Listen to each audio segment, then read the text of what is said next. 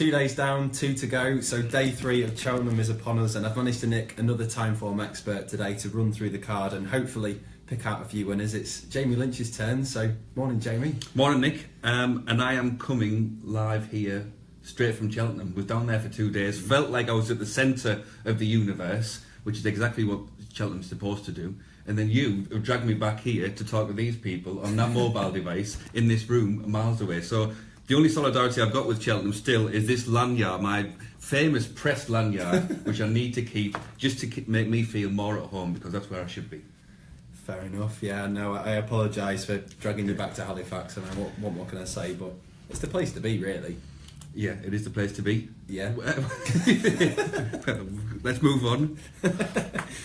So straight into the first race then is the JLT Novices Chase, and it's one of the more interesting dilemmas of the day from a betting perspective, because we've got this really solid favourite in York Hill, and he's unbeaten over fences so far, but he hasn't really thrilled, has he? And there's a lot of question marks about him today. What would you think about his price, really? Is he one to go with or one to take on? If you think about it from the bookmaker's perspective as well, by and large they've had 2 really good days, and starting day 3 they've got a horse whose fault lines are easy to see. He doesn't jump that well, he can be free, he jumps left at times. All of those are in the mix. So if you're a bookmaker, you're thinking, right, day 3, first race, main horse, let's get against York Hill. What's really interesting, Nick, is that despite the very slow, quiet week that Willie Mullins has had, and everyone knows about it, just looking on Betfair before we started this chat, he's 6-4 or thereabouts.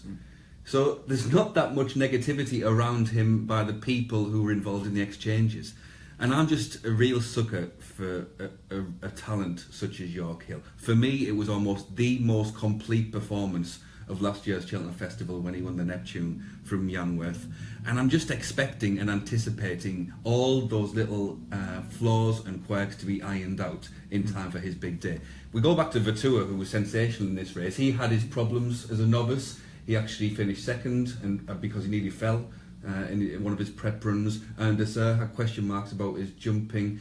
And even yesterday, Might Bite, we talked a lot about his jumping in the run-up to Cheltenham, and it was almost an asset the way he went round there yesterday. So it's about trust, it's about faith. Everyone knows that York Hill is the best horse in the race. The faith comes in the fact that Willie Mullins and Ruby Walsh, can they get it right? Can they get him right on this big day? And I'm just of the opinion, Nick, that 2 or 3 fences in, we're going to be talking about an odds-on shot, because he'll fly the first 2 and suddenly find his rhythm, and everyone will just settle down and think everything's all right. You could see it as a negative that Disco, Politologue, Top Notch, his main contenders, they're all brilliant jumpers and they're all rhythm horses, and there's a case for saying that, well, they will put added pressure on York Hill's jumping at various points in the race. But I was talking to a few people about this, including some jockeys, and they said, actually, this is the exact scenario that York Hill wants. He doesn't want to be pottering round, stuttering into jumps. The faster they go, the more his rhythm comes into play, and the better his jumping will be. But do you take into consideration the fact that Mullins and Walsh have had a slow week? Do you think that puts you off at all? Or do you think that this is the perfect chance for them to get back going on the 3rd day? Yeah, he's suddenly become probably the biggest horse of the week for them, because it's going to set the tone for the second half of Cheltenham. And even though, he's had some high-profile disappointments, Duvan being the principal one yesterday, when you look individually at a lot of his runners, they've actually run up to their level of form. Mellon would have been a brilliant supreme runner without LeBake. His 2 mares run really well up against a real tough nut in Apple's Jade. So for me, it's not a question of a stable out of form. It's about faith and trust. And the one trainer at the festival in recent years who you could have complete faith in is Willie Mullins. So I just think, Nick, that some people, this is an opportunity race. There are those who will look at York Hill and say, what an opportunity to get against a dodgy jumping horse who's coming from a suspect stable. There are others like me who say, what an opportunity to back the best horse in the race at odds against. So that's just my approach to the race. How do you rate quickly the opposition? Like Top Notch is second best. He's had a good season so far. It was good in the Silly House last time. Is he a Grade 1 horse, or do you think he might just fall short in this sort of company? I think you're right. I think he's a Grade 1 winner who's not yet a Grade 1 horse. His professionalism is the key to Top Notch. He's a brilliant jumper. He's a real trier. And he will run to his figure, 150s, high 150s in this race. No doubt about that, because he's too polished to perform and not to. Disco really got his act together last time, got into a rhythm, got his jumping really right, and ran away from probably Ireland's best novice, 2 out in Coney Island last time before that horse. It was our Duke, wasn't it? Sorry, before that horse rallied at the finish. And Politolog, his jumping has transformed him from a fairly good hurdler into a really good chaser. And all of those horses bring normal JLT winning profiles to the table. Mm-hmm. But York Hill's something out of the ordinary. His hurdles rating would have meant that he'd have won this year's champion hurdle had he been set that assignment. I'm absolutely convinced of that. His hurdles rating from last season would have meant that he was the best novice around and the best novice winner for many years at Cheltenham. So I'm just drawn to the ability. There is a bottom line to this race. You're right to highlight Top Notch, Politolog, Disco. Those 3 horses are really solid, really reliable, will get round, will ask questions of York Hill. But none of them have been to the places that York Hill has been in terms of ability. And that is the bottom line with this race. If York Hill jumps right, not jumps left, but jumps right correctly, then nothing can handle him. So a pretty positive review of York Hill there in the first race. And from that then, a certainty in the first race almost to one of the most uncertain races of the week in the per temps. A 9-1 favourite in Jury Duty, who's shaped well enough on his last start, and we've got a few in here on a roll. Where on earth do you start with a race like this with such a high price favourite? Well, you sort of start at different places through the season. So collectively in the jumps department Timeform, Presenting Percy was one horse who was always on the radar for this race. Represents the same trainer, owner, jockey combination who won it with Maldini last year, and a few of the sharper, shrewder minds had this horse pegged for this specific race several months ago, and we're just charting his progress that way. But then you have to change when you get the full picture. It's like in football, when you get the team selection comes through, then you see it in a slightly different way, and the mark that this horse has got now, £17 higher than his last win, just makes me worry that whether he's going to be up to this specific job. And because the weights came out, you can see the full picture of the ratings of these horses in competition and in context of each other. And Impulsive Star is the horse who everyone in the jumps department said, well, that's a good mark for that horse, considering the strength of his form, the profile he's got. He's had just a handful of races in his life, and his Exeter win last time was just really impressive. All the different elements in performance, jumping, travelling, what they find for pressure, he just ticked every single box. And we're going to talk about You Know What I Mean, Harry, in the Stayers hurdle. In this stage last year, he was in the same position. He'd won that Exeter race, and the question was, would he go for the final, such as this Pertemps, which Impulsive Star is, or would he go for the Albert Bartlett? He went for the Albert Bartlett. The rest is history. He's headlong, headstrong, at the front of the marker for the Stayers, and I wouldn't be surprised, Nick, if this time next year we were talking about Impulsive Star going for a Stayers hurdle. Well, you mentioned how important it is to get on a winning roll, and one that is very much on a winning roll is To Be Fair. He just can't stop winning. He seemingly only ever does enough, but how important is it to be coming into a race like this on a roll? Well, it's both a blessing in disguise, a blessing and a curse, because the blessing part is that you develop that winning habit, you cultivate that competitive edge, which means that you have got an edge of sorts on the rest of the field. The downside, the negative, is that naturally, every time you win, you are showing more of your hand to the handicapper. And by the same token, there are horses who are coming in here in a different approach, where they've almost disguised their ability, waiting for this big day. So he was the favourite for this race ever since his last win at Newbury. And now, when you look at the market, there are 3, 4, 5 horses ahead of him, because the sexier profiles are now more in play. I mean, he's a great horse. He's been one of the stories of the season, for the winning sequence he's got, for the unfashionable stables he represents. But this is the big league now. These are the proper teams. This is the biggest stage of all. And you just get the impression that a few of these big guns might just pull the sleeves up and say, oh yeah, this is proper racing now, To Be Fair. You don't finish first in this. So I think that there are a few plots and paths here which have just usurped him at the market, and I think might usurp him at the end of the race. So you've heard it here first. The Pertemps final is the sexiest race at the Cheltenham Festival. Impulsive Star's the sexiest horse. Is there a bigger price you'd like to make a case for, or are you all about Impulsive Star really? It's one of those handicaps where you can make a case for a lot. Rocklander is a horse who was behind Impulsive Star last time. You get the impression that drying ground might be what he's wanted all along. We've certainly got that in play at Cheltenham. But I think that a lot of the handicaps, Nick, through the week, you see with a different eye when you see the final field. But I think this is one where you concentrate at the top of the market. You look at your jury duty for Gordon Elliott, who has come here the right way with that right profile. But for me, it's all about Impulsive Star. I think, and actually collectively at Timeform, we think that this is just about the best handicapped horse running in any race at Cheltenham this festival. So Impulsive Start and Sam Whaley-Cohen in the Pertemps hurdle for Jamie Lynch. So we move swiftly on to another Grade 1 in the form of the Ryanair Chase, and another dilemma really, because we've got a class act in here in the form of Earn de So, but are there question marks about him in this field? I mentioned that, talking about Impulsive Star, that collectively at Timeform we're right behind that horse. All the figures, whenever you get a figure that says something different or something startling about a horse, then we all gather around it and push that figure as best we can, present a united front saying this is a Timeform horse. But on other occasions, we're all made up of individuals, we've all got different opinions, and we do our best to reflect the picture of the race. But when you get a head-to-head like this, you will have some people on one side of the fence and some people on the other.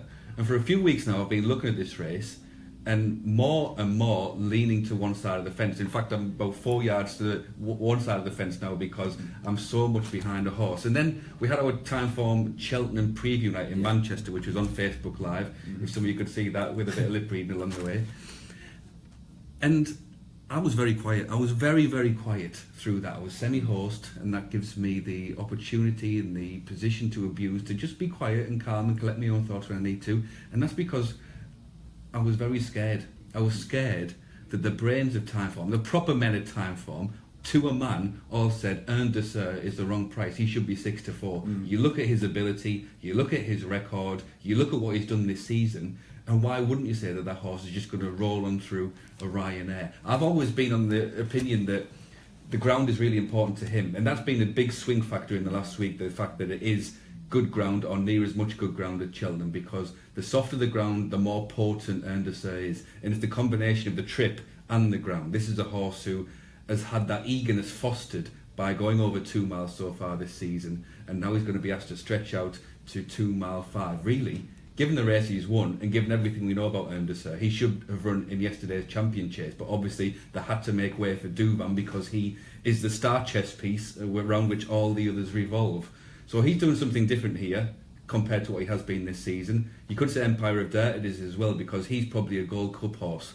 But that's the key point to me, that yet again, Michael O'Leary, Gigginstown Stud, they are playing their ace card in their race, the Ryanair Chase.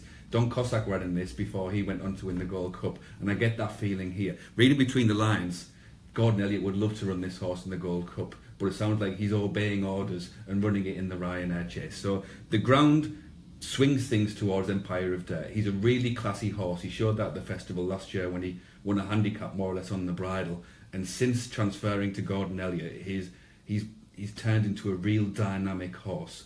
And I love the way that he went through the Irish Gold Cup last time and finished second. And I think that he has got exactly the right tools for this job. So it's not just a head-to-head. There are other horses in there. But in that specific head-to-head, personally, not necessarily Timeform, but very personally, I'm right with Empire of Dirt. I think this is a home fixture for him, and it's a away fixture for Earn de So. You set it up quite nicely, actually, to talk about the rest of the field. And next up in the market is Uxie's Andra, who, of course, won this under AP McCoy, his last ever win at the Cheltenham Festival 2 years ago. He caught the eye very much at Cheltenham last time, and do you think that will have blown the cobwebs away, or do you think he could suffer from the dreaded bounce factor? Yeah, there's two ways of seeing this. Either you see it as a horse who needed that and will spring forward, or you see it as a horse who had been off a long time, missed the whole of last season, and that might just set him back as much as bring him on, because as you said, the bounce factor, the adrenaline's up, the motivation's up first time out, and often on the second run back, they curl up a little bit, they get within themselves. He's been given a break by Alan King since then, which is obviously a good move to help negate that bounce factor, and we are dealing with Alan King, who knows the horse well and who knows top class horses well and how to manage them. He was still beaten fair and square by Earn de So that day, even allowing the bit of markup that you could have for the fact he was conceding race fitness to him that day. I'm slightly worried by the fact that I think that relationship that day was slightly flattering on Uxie's Andra, because he more or less sat out of the race whilst Earn de So was going to win it, and then he closed up late as he's got his second wind. So I think that with Xandra personally, and forensically as well, even if he did get back to his Ryanair form of 2 years ago, I think he's up against two horses who are better than what he faced that day in Henderson Empire of Dirt. So even if he does return to where he once was, that peak of 2 years ago, he might still be playing for third, given the ability of the other two at the top of the market. So a very interesting proposition, the Ryanair Chase. But and very briefly, Sub-Lieutenant, because he's another horse in the race. No, it's a worthy point to make. And Sub-Lieutenant, who's in this race, people are talking him up and saying, well, his form has come on leaps and bounds since he joined Henry de Bromhead, and that's absolutely right. And in many ways, this is a really good fit for him. You sort of, with other horses in the race, you think, is this the right race for them? Whereas it's the natural starting point for him. But he's wearing the same colours as Empire of Dirt. Mm-hmm. He's a natural front runner, and what Empire of Dirt wants is a stamina test. That's not what Undersur wants. And Empire of Dirt, he's got a teammate in Sub-Lieutenant who will help to shape the race more to suit him. So he's very much here on his own merits, but he's got an important part to play in the race. And it's just that tipping the balance, when you're looking for balance between the big two, I think the Sub-Lieutenant might also help, along with the ground, along with the trip, along with the recent form, tip that balance in the favour of Empire of Dirt. So to jump back into the race, I can't help but see at 33 to 1, Allery, who came over here with such a big profile. Colin Tissot couldn't help but say he could be the best they've ever trained. He hasn't done it so far. Is 33 to 1 too big, or is he just a watching brief? Now, one of the first things you get at Timeform is you get your £8.5 starting wage, of course, and then you get the maxim that says, bet with your eyes and not with your ears. Don't listen to gossip, which is easier said than done when it comes to Cheltenham, but don't listen to gossip. You obviously didn't get that memo, Nick, because from what we've seen of him in Britain so far, you couldn't back him at 330, let alone 33. So he's a talking horse. If you're an old romantic like you and you want to throw a few quid at that, then good on you, but you might as well take a lighter and burn a tenner in front of everyone's eyes on Facebook Live. Well, that's me putting my place. Moving on to the biggest race of the day, the Stayers Hurdle, and I thought we'd go through this runner by runner on the race card. So number one there is Agripart, who won very well on New Year's Day, the first day of ITV racing. Really good attitude under Lizzie Kelly. Is he good enough in a race like this, or is he an each way chance, or would you prefer others? Well, there's a case to be made for him making the placings, because he's a bit different to the rest of the field. He's only had 10 races in his life. He's done a lot in that 10 races. He won a Betfair Hurdle last year. He won the Rel Kiel, which you said. And last time out, I think I can give him a pass for that, because it just wasn't really his conditions. But we're back to conditions again with him. He's got 2 points to prove. Number one is that he's done his best so far in the mud, and he might be a mudlark. And number two is that he's going up in trip. There are a few others going up in trip where you can almost say copper bottom that they'll be suited by it. But he can be keen, he can be free, and I worry that he might just spoil his chance on his big day on ground which isn't really ideal for him. Okay, so second horse on the card is Ballyoptic, who's been a bit of a notebook horse for quite a few of us here in Timeform Towers. I won't say the word cliff, but he's got a nice enough profile, but seemingly has had no excuses in his runs against the favourite, you know what I mean, Harry, so far this season, or is that a bit harsh? No, I mean, you said the word cliff, I'll say the word Barber, Dan Barber, because he was the one who went around whispering in our ears back in October that get on this. So we're all on at 16 to 1 for the Stayers Hurdle. He's still 16 to 1, despite being beaten 4 times since then, which tells you about the picture of the race, because it's been quite static, and this, out of all the sort of divisions we've got in National Hunt Racing, has been the one where there's been one horse dominated all the way through. So Ballyoptic, there is still reasons for thinking he can and maybe will raise his game. Interesting, they've got a first time tongue strap on today, Nick, which might be a little tinkering that might get more out of him. I think that he is a horse who we still have a lot of faith in at Timeform, in that we haven't fully seen the best of him as yet. So I wouldn't put you off him, but I think that we're all a bit worried that we've done our dawn already on him. So next up is Clondall Warrior, who's another one that's run with credit this season. He's a big price, but has he got a bit to find as well? Yeah, he's definitely got a bit to find. When you see the context of his career and how far he's come in his time with Willie Mullins, it's remarkable what he's done both on the flat and over hurdles. But his more recent run suggests, Nick, that there is a shortfall between the very top level and where he's at. So he's come a long way already, but it's a case of this far and no further. Willie Mullins has got 3. We'll talk about his other 2 in due course, and Ruby's not on him.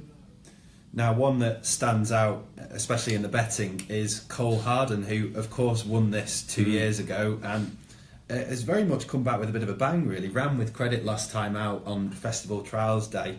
Do you think that the race might be run more to suit today, or do you think he is going to struggle to overturn it with the favourite? Well, he will struggle to overturn it with the favourite, but that's just their personal relationship. When you look at Cole Harden, what he wants is Cheltenham, some spring ground and 3 miles, and all of those things are in play. And as you said, he ran really well against Harry. It's just that direct relationship. He couldn't beat Harry last time in the Cleve when he was getting £8 off that horse that day. It's off levels now, so his task is even harder. He'll run his race. He'll run a great race. I'm expecting him to finish 2nd or 3rd or 4th. But just looking at that direct relationship between him and Harry from last time, it's hard to see where the improvement is going to come from at his age in order to reverse that. Okay, so tricky for him, but now I can't. Oh, we're happy it's a non-runner. I was bricking it about Dedigout because I can't pronounce his name. Did I get that one right? Or? I was bricking it as well because I was going to rule him out, and then I saw he was trained by Gordon Elliott, and you can't do that. Well, everybody wins on that one. So another eye-catching name is Jeski, of course, who is another festival winner back in the day. Was almost a bit of a will he, won't he in the run-up to the festival. Will he go for the champion? Will he go for the world hurdle? He wasn't so good in the Red Mills hurdle at Gowran last time, and has been put in this instead after losing to Tombstone. Where do you stand on his chances here? Is he going to struggle to beat his teammate?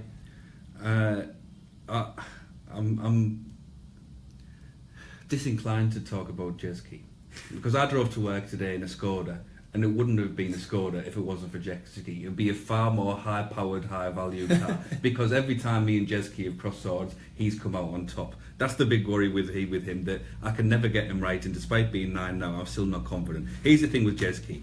He's got the tools, champion hurdle winner, to ask a different question of Harry. Beaten by Tombstone last time, which you could say the form was let down massively yesterday, but there was something else up with Tombstone there. And that wasn't Jeski's ground. He's much like Cole Harden in that he's a different horse when he gets on the title ground that is playing out at Cheltenham this week.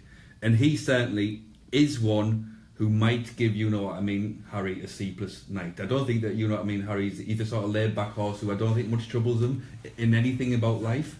But if he did have a worry, it might be Jeski. When you look at his back form, and with Jeski, you look at his CV, and only then do you appreciate what he's done. 8 Grade 1s, coming through battles against Hurricane Fly, long injuries interrupting his campaign as well.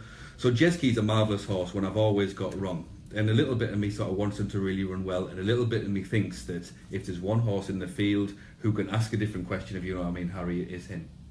Now, a horse that I can't help but have a soft spot for is Little Rockefeller, who is really tough, really likeable, but again, is he going to struggle to serve it up to a horse like Harry? Yeah, and a few others as well. Little Rockefeller, we know all about his qualities. This is like the qualities versus quality argument. He's got all the qualities that you love to see in racehorses. How much he tries, the fact he sets his stall out, the fact he jumps so well. He's the perfect professional. But all those qualities are secondary issues when it comes to quality. And the quality of several horses in here is just a little bit too much than he can handle. 7th in last year's champion hurdle. He's given various good horses, various good races, and he will make everything go to catch him at some stage in the race. But in terms of class, there is a shortfall between him and the rest. And again, 4th, 5th, that's what he's booked for. There's plenty of interesting names in here, and another one that catches the eye is Nichols Canyon, who's won a lot of Grade 1s in his career, but almost hasn't yet convinced that he is top drawer. Is that a harsh statement? No, but I think you're right in both points you make there.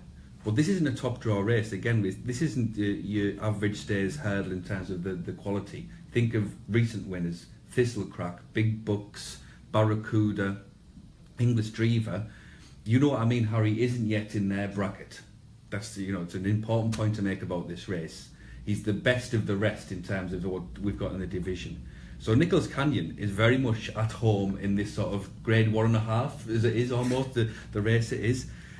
And even more than Jeski, Nick, I think that Nicholas Canyon is the one who will challenge, who will do something different to worry, you know what I mean, Harry. He's got loads of flat speed from all them grade 2 1 mile wins. He was a stayer on the flat as well. Let's not forget that actually he hasn't really had much chance to flex his stamina muscles. And 2 significant points: that he could have run the champion hurdle, but they instead chose this race, and Ruby Walsh could have had several to choose from here, including the more solid Shane's Hill, who we'll talk about next. But there's a little bit of an X factor about Nicholas Canyon, and in terms of ability, he's got more ability than I think any horse that, you know what I mean, Harry's gone up against so far. Question marks with stamina, question marks with the yard, of course, Willie Mullins.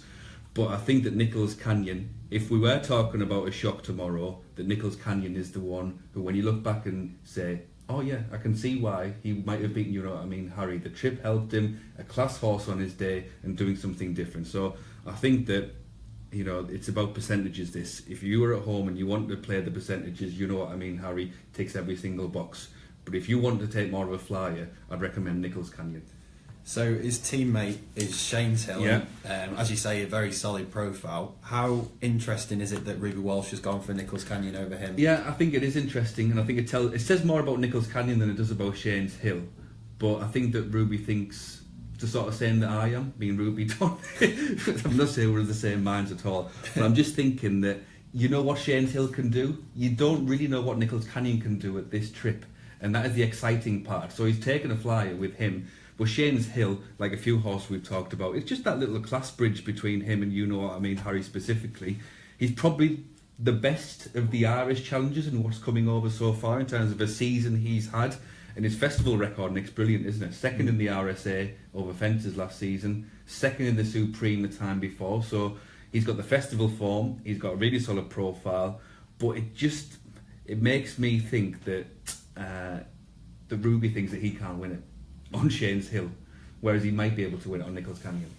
So another Irish challenger is Snow Falcon. He won a grade 2 in November. Is he another one in this field where he's got a nice profile but will probably have to improve? So the point with Shane's Hill is that he's a really solid horse, but he hasn't got that wow factor or the X factor that makes you a championship winner at Cheltenham. And Snow Falcon was behind Shane's Hill last time, albeit not by much. And again, he's got lots of the right qualities you look for in a Stayers hurdle horse, apart from the one thing, which is a big rating. He's not packing a big enough rating to worry, you know what I mean, Harry.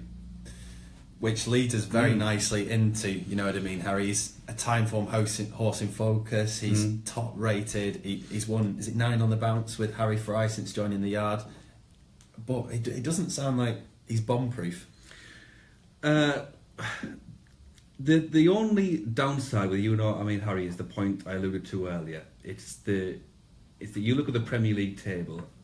I got an email in about this the other day, so I don't want to revisit it, but someone pointed out all the reasons why I was wrong about Chelsea. And I said that Chelsea right now aren't a brilliant football team, but they're by far and away the best of what's in the Premier League. And someone said, do you not watch football? Do you not know the system Conte's played? Have you not seen N'Golo Kante? And all those things are absolutely right. But I stand by that. And it was just trying to make the point of I think he is susceptible. He hasn't shown it as yet, but he is susceptible to some real high quality that he hasn't seen or gone up against as yet, which is the sort of point with Nicholas Canyon. But the pluses far outweigh the minuses with, you know what I mean, Harry. Look at that record. He can do it in any which way, from the front or from off the pace. He can do it on any ground. He can do it in any type of way the race is shaped, whether it's on stamina or speed. And yeah, he's bomb-proof in every single way. And the point is that it's only the Irish horses that can beat him, because he's beaten the British time and again. So you look at the Snow Falcons, the Jeskis, the Shane's Hills, that's what he's worried about. But on all the evidence this season, Nick, nothing's going to beat him today. So quickly, 2 more left on the card. West Approach, as you say, faced, you know what I mean, Harry before. Caught the eye actually last time on Festival Trials Day. Is it interesting that he's come here instead of the Albert Bartlett? Well, he's a half-brother to Thistlecrack for the same owner and trainer, and he's almost taken the Thistlecrack route in that he's gone big from an early stage. And a lot of us were hoping that he would stick to the Albert Bartlett, because against novices he'd have an edge of sorts, because he's got that background in better races. But again, we're back to the point of that direct relationship, and you know what I mean, Harry has beaten all the British horses so far, including this fella, not once but twice. And West Approach did something different last time and dropped right out the back and came through late and still couldn't beat him, even though that was a good play to have on that specific day.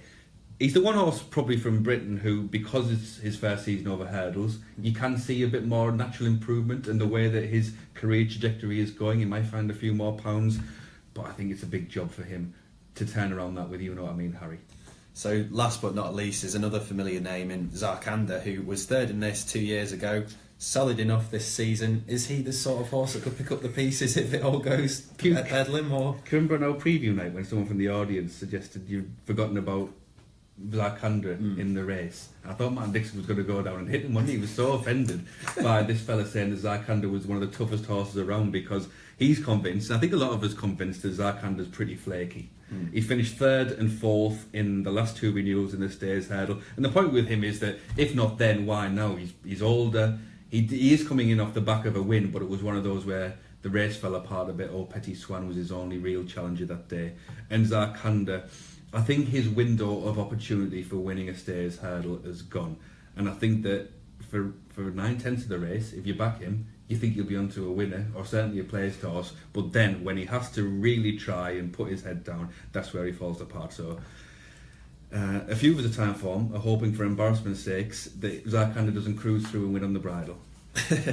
So that is the Stayers Hurdle, and we move on now to another absolute stinker of a race in the form of the Brown Advisory Plate, which I don't think I've ever managed to get close to backing the winner of. Diamond King is running for the Red Hot Gordon Elliott team. He's an 11-2 favourite. Where do you stand on this race? I think that Diamond King, is he favourite, did you say?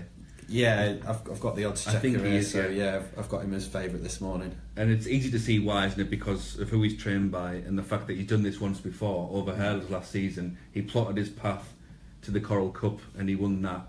And again, you get the same feeling that this horse has just been bubbling up to this point all along. But it is a short price considering the strength of the race and also how many other plots. And this is one of those where I admonished you earlier for betting with your ears and not with your eyes.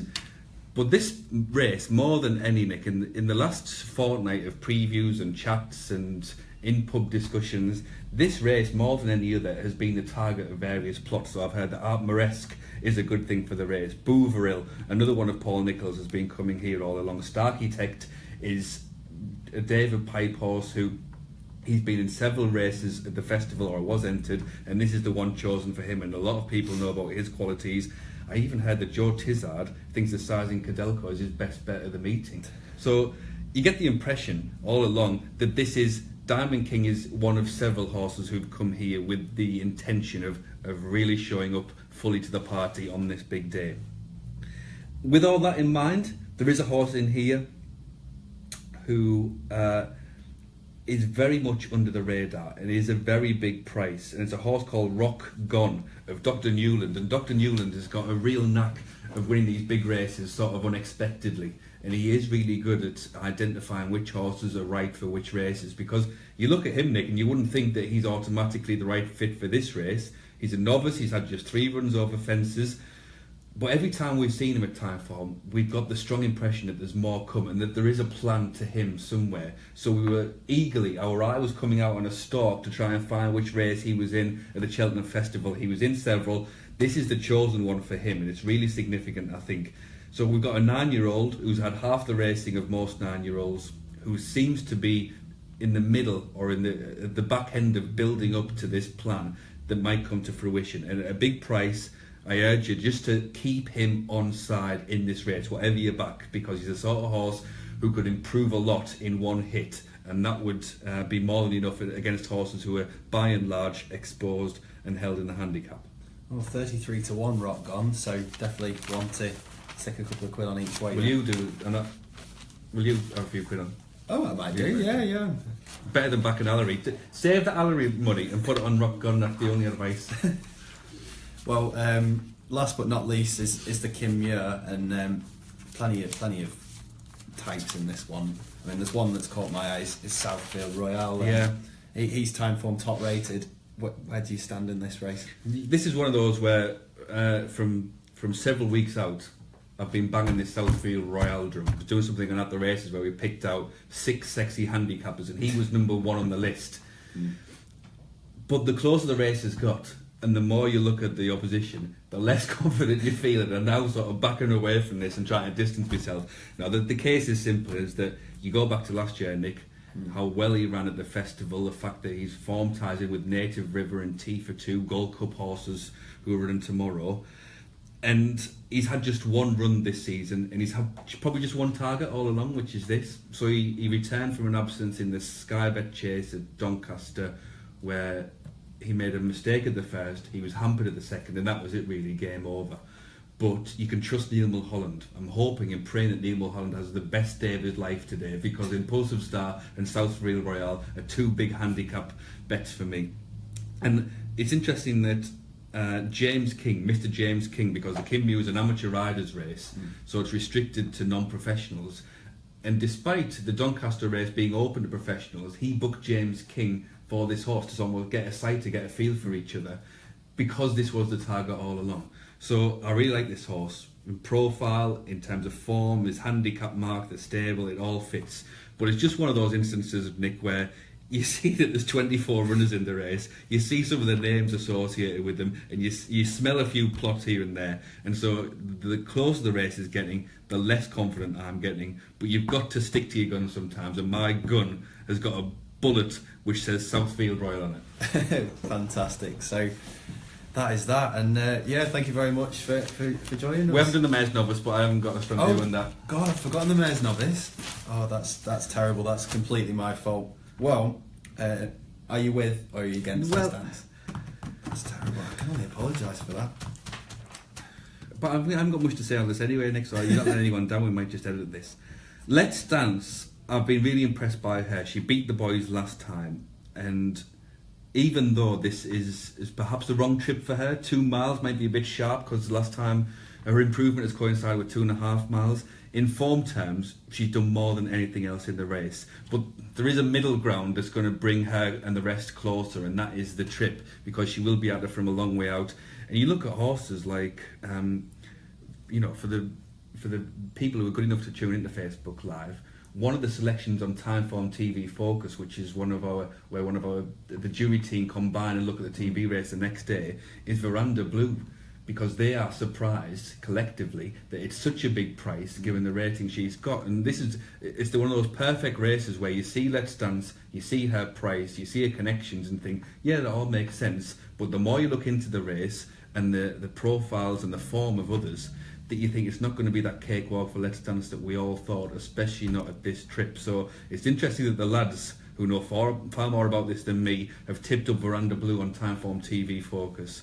But Let's Dance is a really solid horse, and can you imagine the sort of doubles and trebles of Willie Mullins that are going to be lining up on her? So she's a big horse this day. Probably already gone though, thanks to Exactly. Yeah, could be a saver. But anyway, after that mishap, thank you very much. Thanks, for Nick. tuning in. And it's Big Dan Barber tomorrow, so we can give him loads of big stick shoes about to Valley fill. opposite. Yeah, exactly.